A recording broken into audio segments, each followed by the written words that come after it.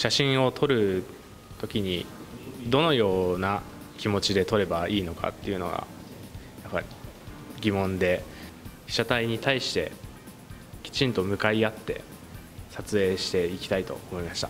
自然風景に対する目線とかにとても感動しました。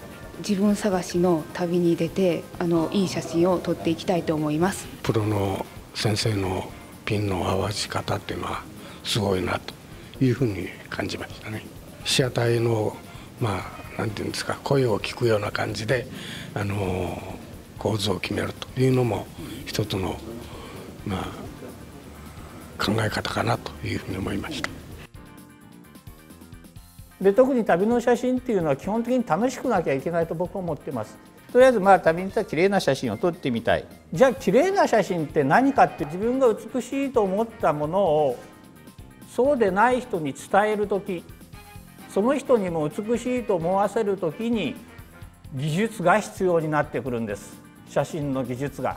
自分の中で何を撮るかがはっきりしない限り技術は使いこなせません。紅葉が綺麗だからこう撮る。普通だったらこれで終わっちゃうんです。この時に僕が車を止めて写真撮ろうと思ったのは紅葉じゃなかった。じゃあ何が撮りたかったか。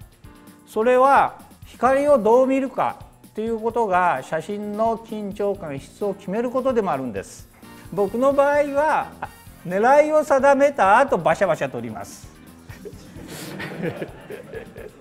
あれは使い方によってはみんなしらちゃけた写真になる可能性もあるんで、気をつけてそれは使って。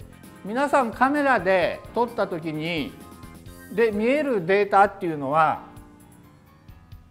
この程度なんです。フェレンツェで撮ったメリーゴーランドですね。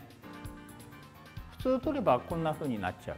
このメリーゴーランドをホテルの一室からこういう風に撮った時に撮った人の眼差しが出てくるんです。そこにはね、撮っても歴史っていうのが映り込まない。ひっそりとこう佇んでる橋を撮りたかったんで、かなりアンダーにしてあります。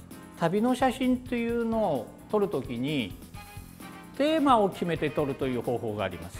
で、僕が持っていく機材は、これだけです。彼らがこう一人旅している思いみたいなのが非常に出てたんで、シャッター切った写真ですね。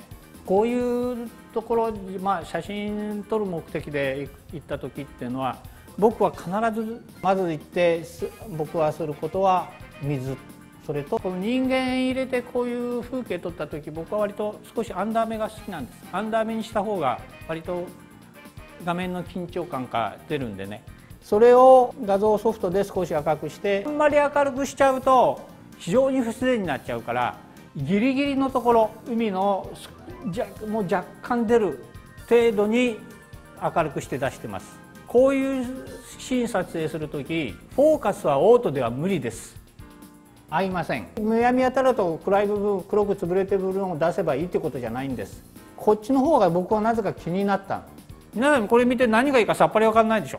なんでこれが気になったか。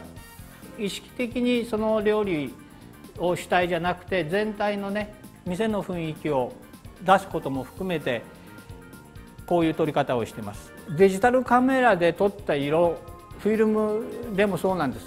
それに近い色を出してるだけなんです。で、大事なのは、そうすれば多分写真がもっと楽しめてくるようになります。